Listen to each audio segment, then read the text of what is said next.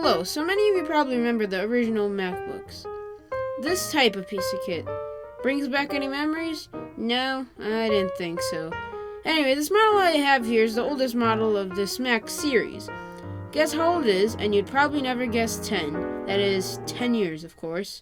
So I was wondering, how does this MacBook stack up with current generation hardware? So since this is kind of a retro review, I guess it's best to start with I/O. The first port on the MacBook is MagSafe 1.0, yes, the first one, which is quite an outdated port considering Apple's giving up on MagSafe already on their new MacBook.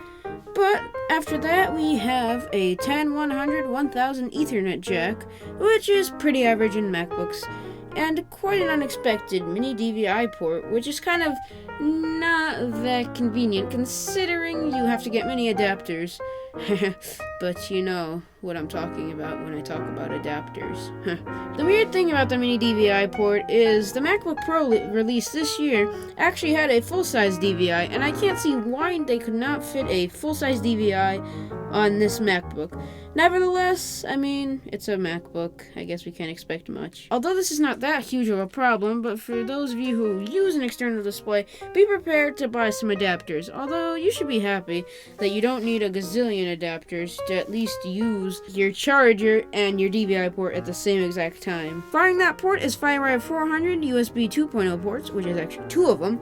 And then there is actually a line in and audio out jack, which can probably be used with a mixer, theoretically. Although I don't know why you would want to use a mixer on such an old laptop. And then the last port on that side is a Kensington lock. On the other side, we see a super drive, which can also be configured with a combo drive if you want to have a cheaper alternative. Now let's get to the good stuff, the actual testing. So starting with the classic boot up test, that gives us a result of about 20 seconds, but keep in mind that it's actually on a crucial MX100 SSD that I put inside this computer. The original hard drive, which was an 80 gig drive, actually gave you a result of about 50 seconds of boot up time, so that's not as bad considered to some of the PCs that they still sell with hard drives nowadays. The thing is, this laptop actually has 1 gig of RAM, and I think you can actually upgrade up to 2 gigs of RAM, but the standard configuration is actually 512 gigs of RAM, so this is right in between what you might find in an average laptop of this type. 2 GHz Core Duo processor. Yes, that's right, Core Duo, not even a Core 2 Duo.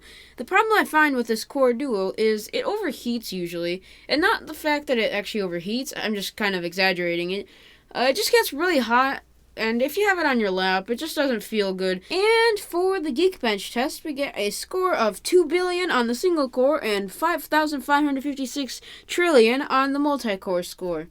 Of course, that's not real. I just couldn't get Geekbench to run. But synthetic benchmarks don't really say much in real life usage, so let's get to that. Using this MacBook is actually pretty good, as it's still very snappy on Apple's 10.6.8 update. The only issues that this laptop has are as follows: bad software and platform compatibility. Let's just put both of those into one simple term: compatibility. Most apps that I tried on it ran very smoothly, with only Final Cut Pro 7 refusing to install because of the ridiculously low 64 megabytes of VRAM. But me being me, I found a workaround, so now I can easily edit videos on this MacBook. But in all seriousness, this laptop runs almost like new, even in 2016.